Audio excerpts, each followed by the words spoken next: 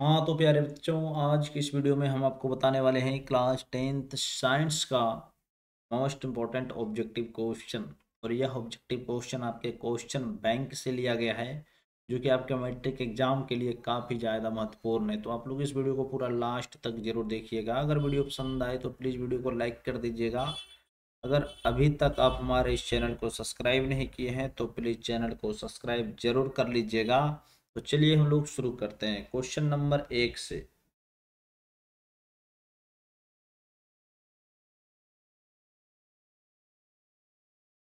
Question number 1 में लिखा हुआ है, बिजली घंटी विद्युत धारा के किस प्रभाव पर कार्य करती है। बिजली घंटी विद्युत धारा के किस प्रभाव पर कार्य करती है। तो बाबू इस क्वेश्चन का जो आंसर होगा वो होगा आपका चुंबकीय प्रभाव पर, ऑप्शन नंबर सी। चलिए क्वेश्चन नंबर 2, विद्युत फ्यूज विद्युत धारा के किस सिद्धांत पर कार्य करता है। तो विद्युत फ्यूज विद्युत धारा के किस सिद्धांत पर कार्य करता है। तो इस क्वेश्चन का जो आंसर होगा बाबू वो हो जाएगा आपका ऊष्मीय, ऑप्शन नंबर ए। चलिए अगला जो क्वेश्चन आता है आपके सामने, क्वेश्चन नंबर 3, विद्युत चुंबक बनाने के लिए प्रायः किस पदार्थ के छड़ का उपयोग होता है। तो बाबू वो जो छड़ होता है वो होता है आपका नर्म लोहा, option number C.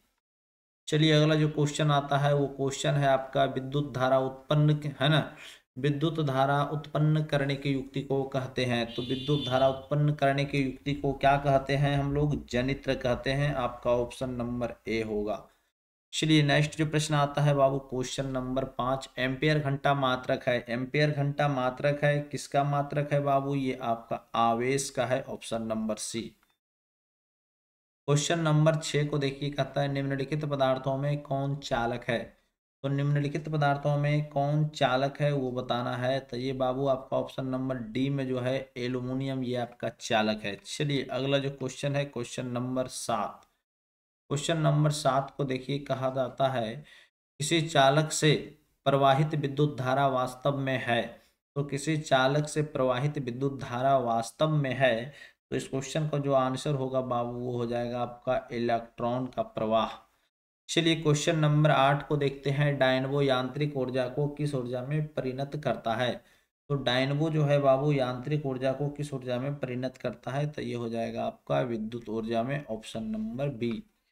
Question number 9 को देखते हैं, कहा जाता है किस युक्ति में विभक्त वलय दिक् परिवर्तन का कार्य करता है। तो इस क्वेश्चन का जो आंसर होगा बाबू वो हो जाएगा विद्युत जनित्र, option number A. Question number 10 जो है, कहा जाता है फ्लेमिंग के वाम हस्त नियम में अंगूठा किसकी दिशा का संकेत करता है। तो बाबू ये फ्लेमिंग के वाम हस्त नियम में अंगूठा किसकी दिशा का संकेत करता है। तो इस क्वेश्चन का जो आंसर होगा बाबू वो हो जाएगा बल की दिशा, ऑप्शन नंबर ए।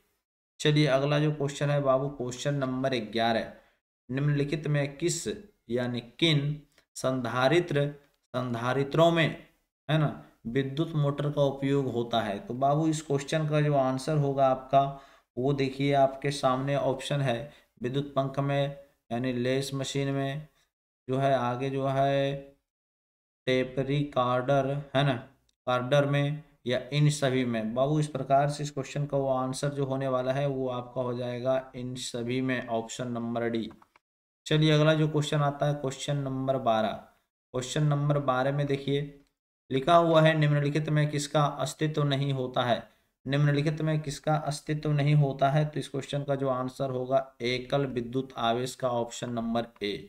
चलिए क्वेश्चन नंबर 13 हो जाएगा, विद्युत उपकरण का धातु आवरण जोड़ा जाता है ना।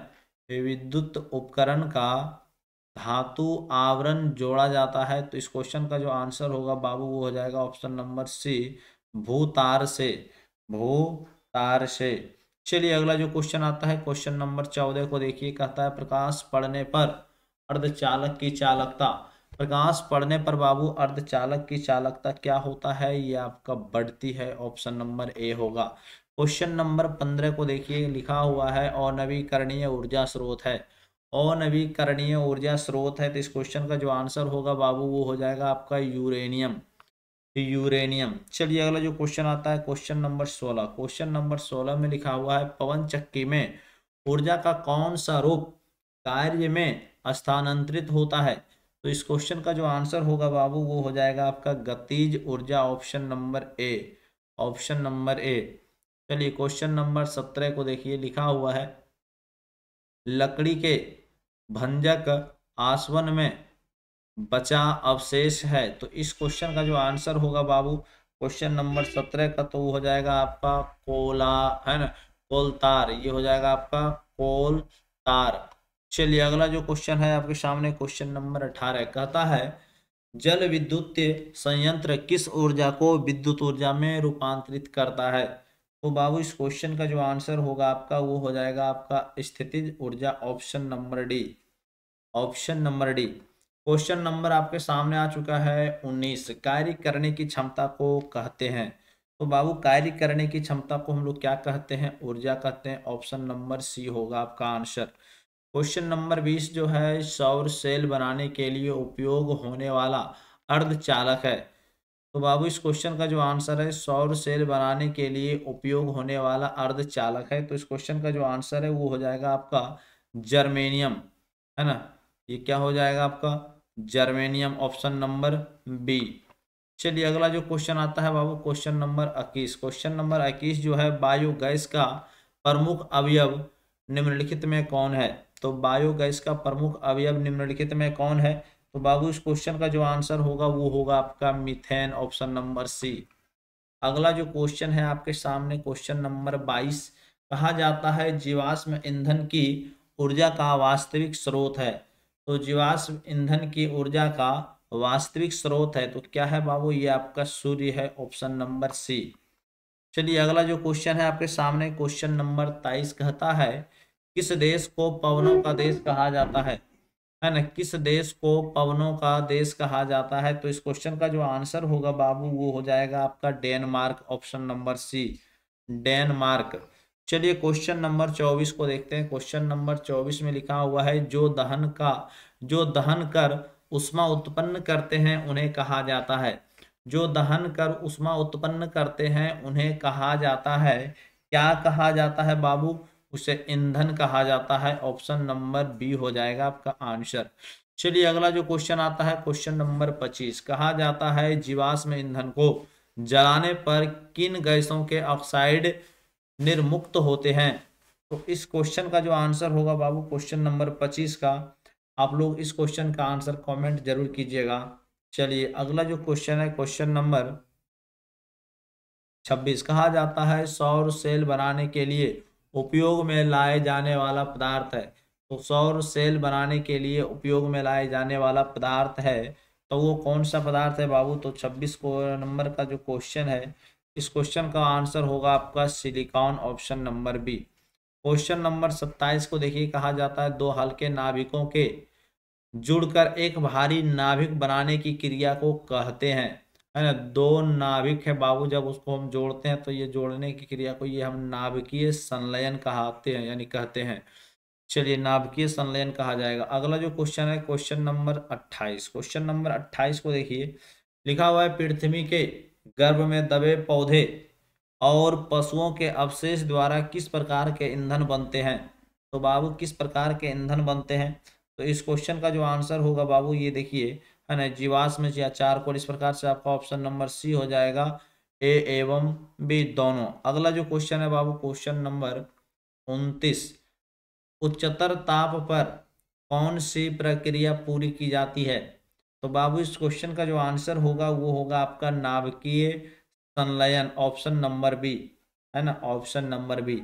अगला जो क्वेश्चन आता है आपके सामने क्वेश्चन नंबर 30, कहा जाता है आधुनिक आवर्त नियम के अनुसार तत्वों के गुणधर्म आवर्ती फलन होते हैं उनके, फिर से एक बार क्वेश्चन को देखिए, आधुनिक आवर्त नियम के अनुसार तत्वों के गुणधर्म आवर्ती फलन होते हैं उनके। देखिए क्वेश्चन नंबर 30 में जो कह रहा है ये होगा आपका परमाणु संख्या, ऑप्शन नंबर डी, है ना, इनके परमाणु संख्या के। चलिए अगला जो क्वेश्चन है बाबू क्वेश्चन नंबर आपके सामने आ चुका है 30, मेंडलीव के आवर्त नियम के अनुसार तत्वों के गुण ये आवर्त फलन होते हैं उनके। तो देखिए इस क्वेश्चन का जो आंसर होगा बाबू क्वेश्चन नंबर 31 का, है ना। क्वेश्चन नंबर 31 का जो आंसर होने वाला है वो होगा आपका परमाणु द्रव्यमानों के, ऑप्शन नंबर बी हो जाएगा। चलिए अगला जो क्वेश्चन है क्वेश्चन नंबर 32, दीर्घ आवर्त सारणी का आधार है। तो दीर्घ आवर्त आवर्त सारणी का आधार है तो ये बाबू देखिए परमाणु संख्या, option number C. Question number 34 देखिए अष्टक का नियम है। तो अष्टक का नियम है बाबू, तो देखिए ऑप्शन नंबर देखिए आपके सामने बी में लिखा हुआ है, न्यूलैंड ने दिया, है ना।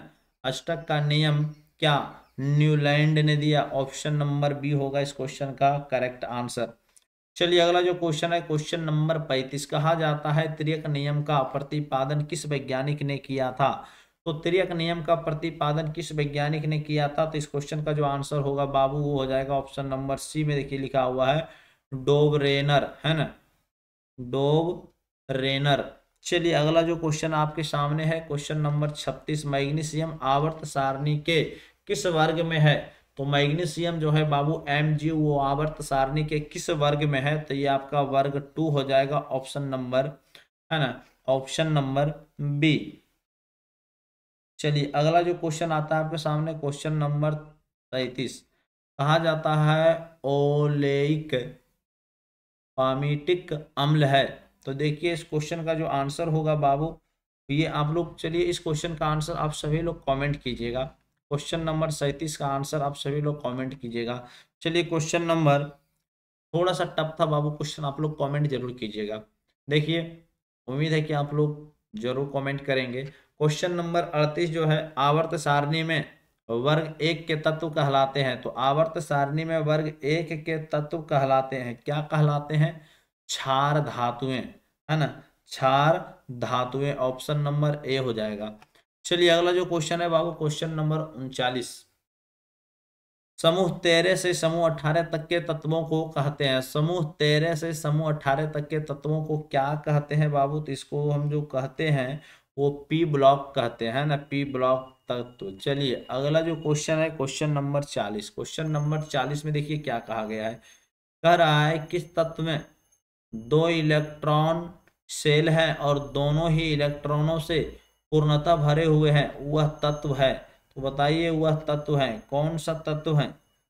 तो ये बाबू क्वेश्चन नंबर 40 का जो आंसर है वो होगा आपका नियॉन, है ना, नियॉन। चलिए ऑप्शन नंबर बी, सिर्फ दो इलेक्ट्रॉन शेल है और उसमें दोनों का दोनों भरा हुआ है तो वो आपका क्या है, नियॉन है।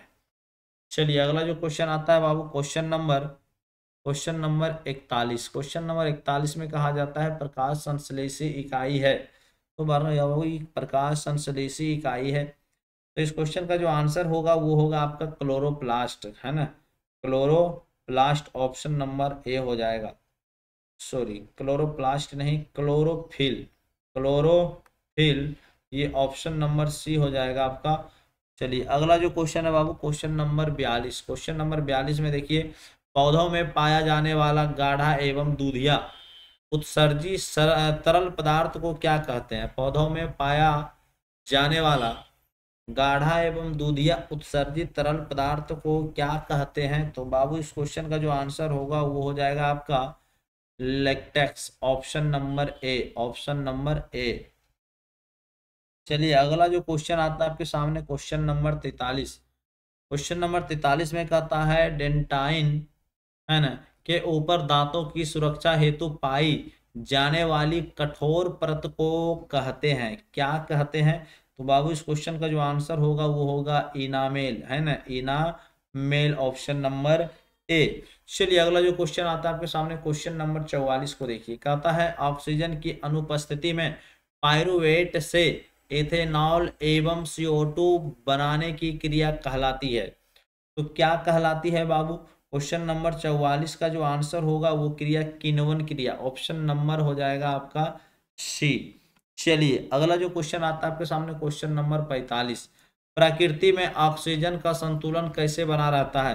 तो प्रकृति में ऑक्सीजन का संतुलन कैसे बना रहता है बाबू, तो इस क्वेश्चन का जो आंसर होगा देखिए क्या लिखा हुआ है, संयोजक क्रिया, प्रकाश संश्लेषण, अपघटन, इनमें से सभी, ऑप्शन नंबर डी हो जाएगा। चलिए अगला जो क्वेश्चन है क्वेश्चन नंबर 46, क्वेश्चन सॉरी इस क्वेश्चन का जो आंसर है बाबू क्वेश्चन नंबर 45 का आपका जो आंसर सही होगा वो होगा आपका प्रकाश संश्लेषण। प्रकाश संश्लेषण option number B. Option number B. चलिए अगला जो क्वेश्चन है क्वेश्चन नंबर 46। क्वेश्चन नंबर 46 में देखिए कहा जाता है यूरिया रक्त में कहाँ से प्रवेश करती है। यूरिया रक्त में कहाँ से प्रवेश करती है तो बाबू ये यकृत से। ऑप्शन नंबर बी हो जाएगा। चलिए अगला जो क्वेश्चन है क्वेश्चन नंबर 47। निम्नलिखित में कौन सजीव के मुख्य लक्षण है। निम्नलिखित में कौन सजीव के मुख्य लक्षण है तो ये बाबू ऑप्शन नंबर आपके सामने दिख रहा होगा श्वसन, है ना। ये बाबू यहाँ जो है ऑप्शन नंबर ए आपका श्वसन। चलिए अगला जो क्वेश्चन है क्वेश्चन नंबर 48। क्वेश्चन नंबर 48 में देखिए कहा जा रहा है निम्नलिखित में कौन स्वपोषी होते हैं। निम्नलिखित में कौन स्वपोषी होते हैं। देखिए ऑप्शन जो है एक में लिखा हुआ है जीवाणु, कवक, है ना, सभी जीव, सभी हरे पौधे। तो ये देखिए स्वपोषण जो होता है, स्वपोषी जो होता है वो सभी हरे पौधे होते हैं। ऑप्शन नंबर डी हो जाएगा। चलिए इस प्रकार से कुल हम लोग 48 क्वेश्चन इस वीडियो में कंप्लीट किए। आप लोग बिल्कुल अच्छी तरह से इसे एक बार दो बार जितना चाहे आप देख करके इसे कंप्लीट जरूर कर लें। फिर मिलते हैं आपसे एक नेक्स्ट वीडियो में।